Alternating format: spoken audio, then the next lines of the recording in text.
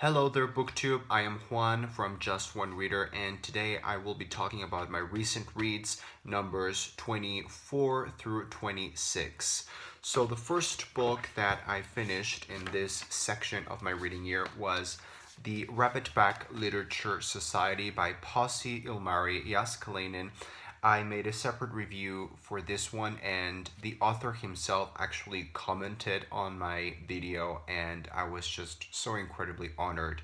And this book, like I mentioned in my separate review, I just loved it. Every time that I think about it, I feel such a wonderful feeling. It really was incredible, and ever since I finished reading it, I've discovered more and more how much it really is a book made for me. This book is a very magical feeling book. It definitely belongs in the magical realism genre, I believe, or at least that's how I choose to see it.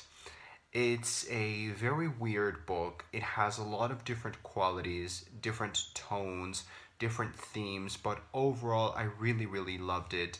It's about this substitute teacher called Ella Milana, and she becomes the last member in the Rabbitback Literature Society in Finland, which is a very exclusive society of authors led by the famous authoress Laura White.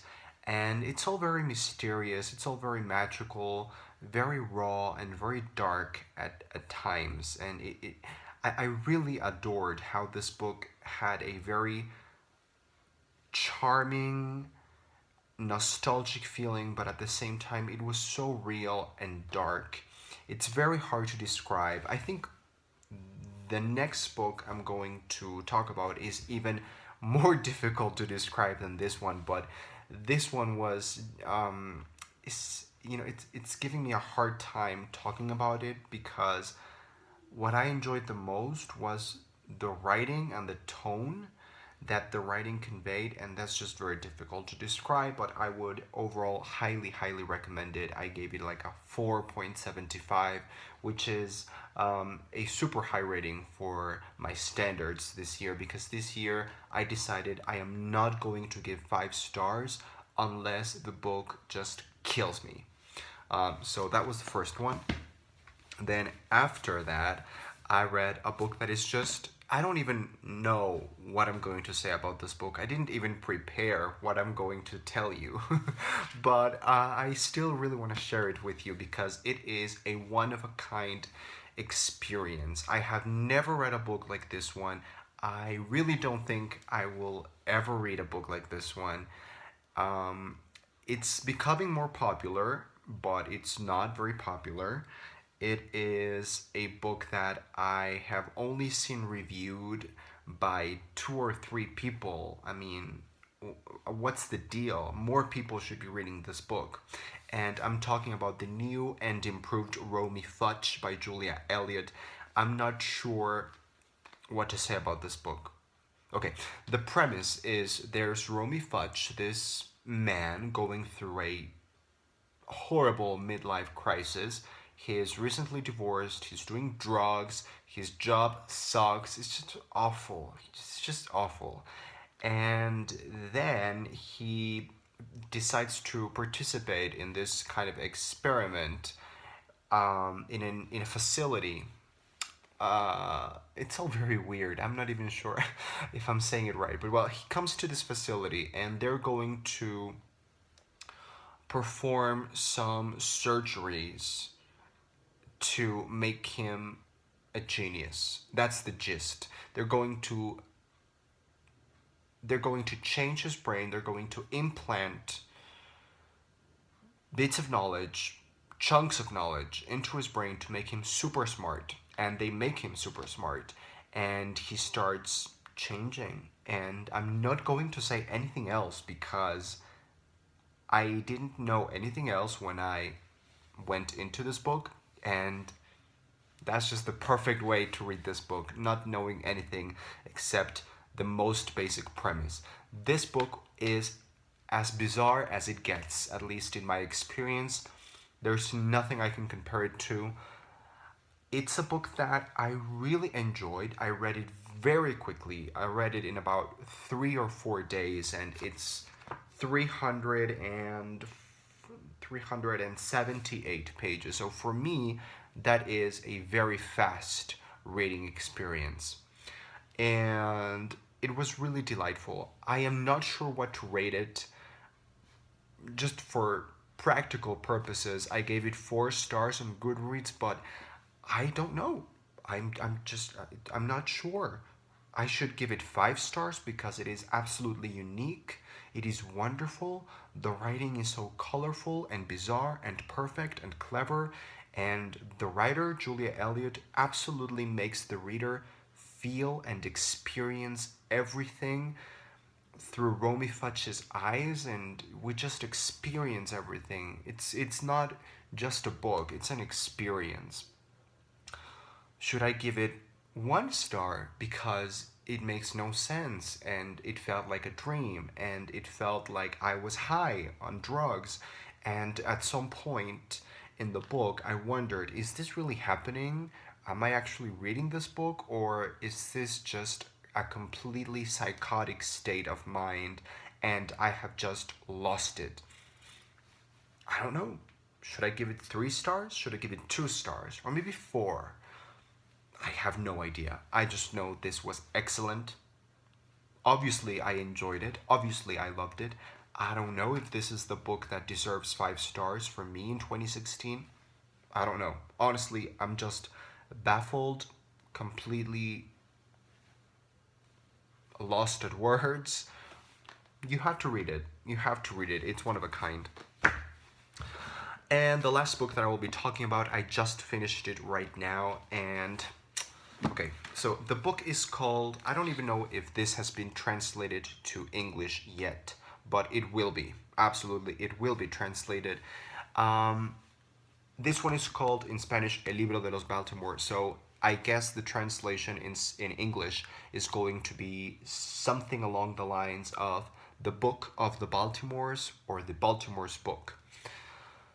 This is by Joel Dicker, and Joel Dicker wrote a book that I completely adored 2 years ago. It was my favorite book of the year, and it's one of my favorite books of all time. It's called The Truth About the Harry Caber Affair, and it's very popular. It won a ton of awards, and it became like the best-selling book of the season, and it's wonderful. I adored that book.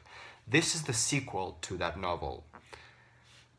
Obviously, I gave The Truth About the Harry Caber Affair 5 stars. Absolutely adored it. I would reread it at any given moment.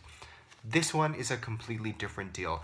Technically, it's a sequel, but you could read it as a standalone. However, I don't actually recommend that you read this book. I gave it 3 stars, but I'm not sure because.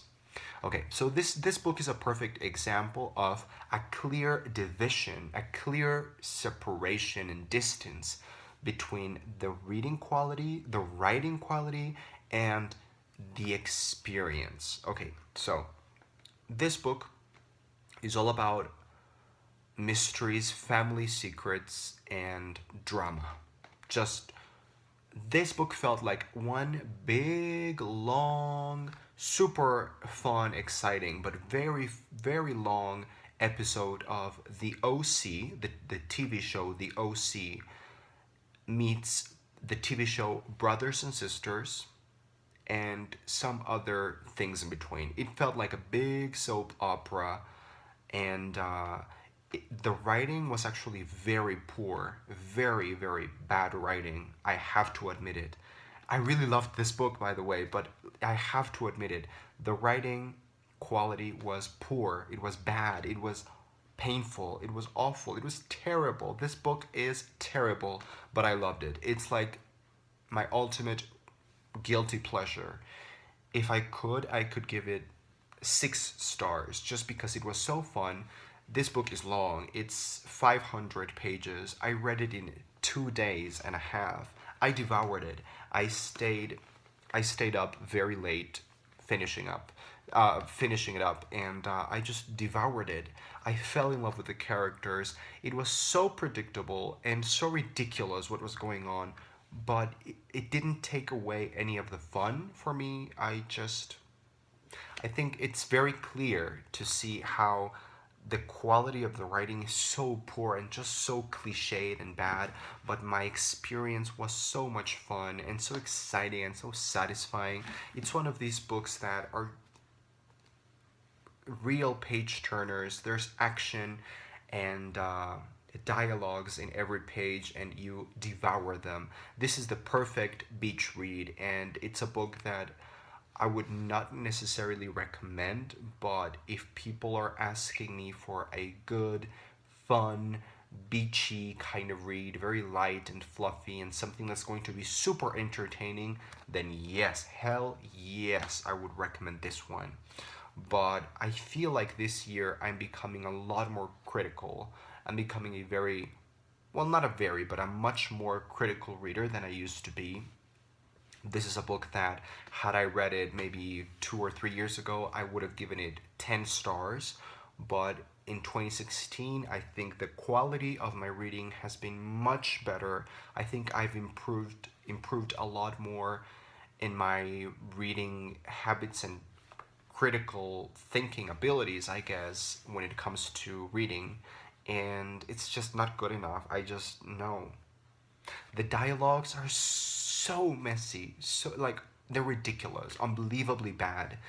It's the kind of novel that I would have written myself when I was a teenager. It's so sloppy and ridiculous, and it's really bad, but I loved it. I mean, can you guys forgive me for that? Am I allowed to say that I love a book that I also kind of hate? I don't know. I gave it 3 stars because even though in terms of writing and the quality, it's so bad. Like it's so bad. It's so bad. I should give it 1 star or no stars at all just because of the quality. But it was so much fun and so wonderful to be reading more of the characters that Joel Dicker has created. So I gave it 3 stars. That's the least I could do for such a fun experience and such a fun ride. Now, would I recommend it? No.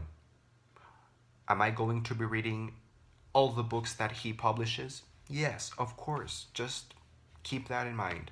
So I'm gonna leave it up to you. So in the end, Rabbitback Literature Society, absolutely recommended, wonderful, magical. Romy Fudge, really weird, absolutely recommendable. It's fabulous, but it's also strange. It's indescribable. I am lost at words trying to explain my feelings for that book.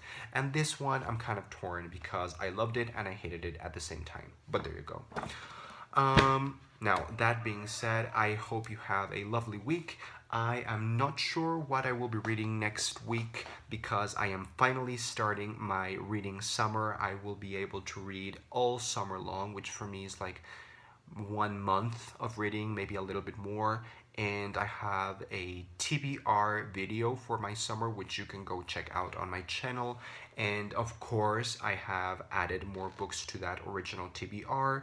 And I'm not sure, I think maybe next week I will be reading either The Vegetarian by Han King or The Light Tree by Frances Harding, or maybe I'm just gonna dive in with Arcadia by Ian Pierce, or maybe it could be Swamplandia by Karen Russell, or Fight Club by Chuck Palahniuk, or it can also be True Grit by Chris Porter. Chris? No, I think it's Charles Porter. So if you have any recommendations, please let me know. Continue to be wonderful, and I will see you in the next video.